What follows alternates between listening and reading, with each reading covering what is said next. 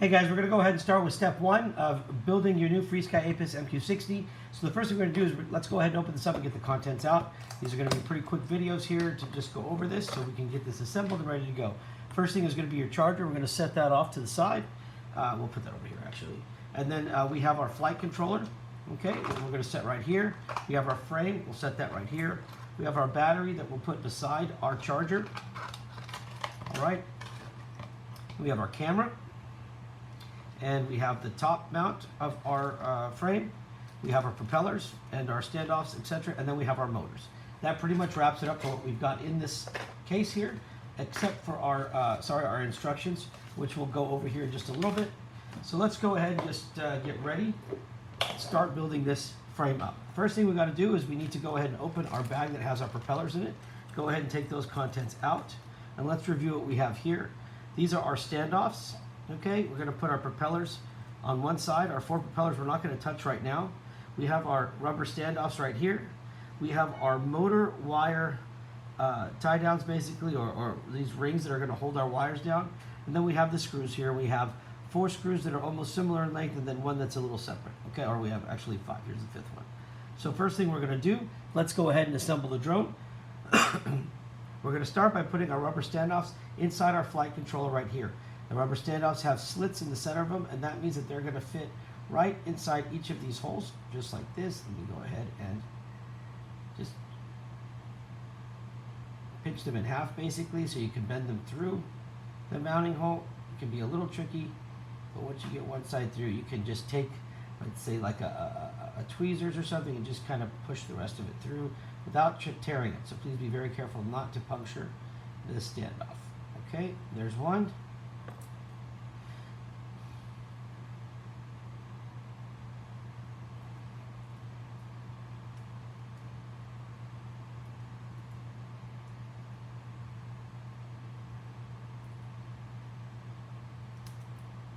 Get a little tricky.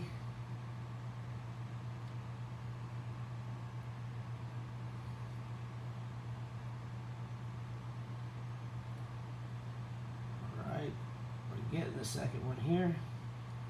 One more push right there, and we should have this ready to go. There's 2. Like I said, it could be a little tricky. Just take your time because you don't want to puncture them or tear them. All right. Here's the 3rd one.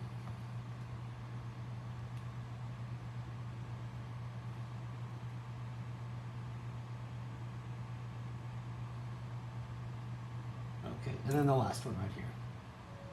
Okay.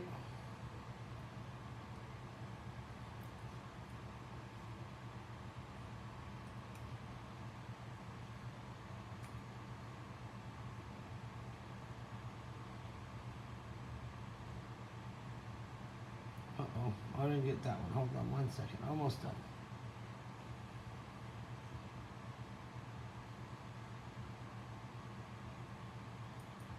And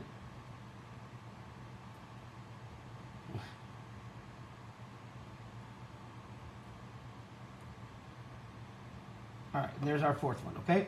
Now that we've got our standoffs in here, the next thing we want to do is we want to go ahead and set our motors up, okay?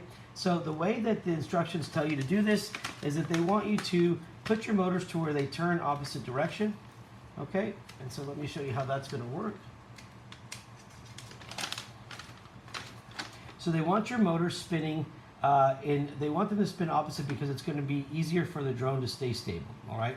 So what we're going to do is we are going to go ahead and we are going to take our the motors with the black wires right here, and we're going to put those on the slots 1 and slot 4.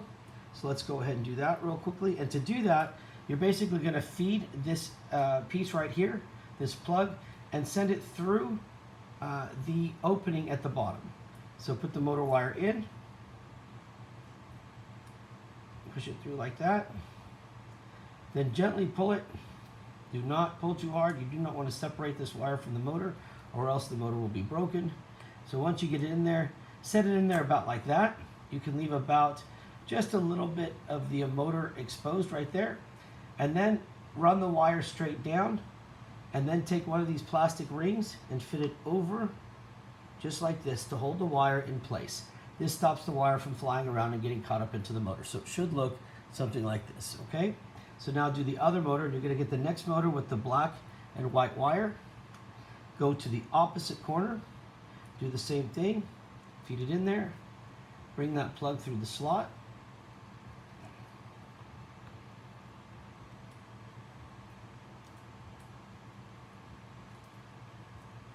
Be careful not to separate the wire from the motor like we just talked about. Just gently get it through that slot if you can. It can be a little tricky at times, but once you get it through there, I'm having a little fun time here. It's getting tricky. There we go. Let's see if we can get that. There we go. Push the wire down, push the motor down, that is. Leave just a little bit of it exposed. Take another rubber ring right here and feed that over the outside casing of the motor and the plastic housing right there so that we can hold this wire in place. Then we're going to take the motors with the red and blue wire and feed them on the opposite corners, just like this. Again, be careful. Gently pull that through. Push the motor down, leaving just a little bit exposed.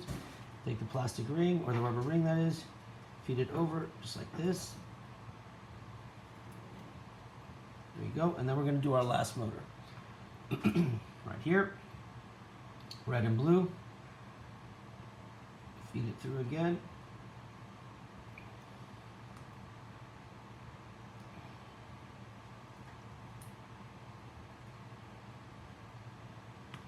There we go. Leave a little bit exposed. Take that rubber ring right there. Feed it in.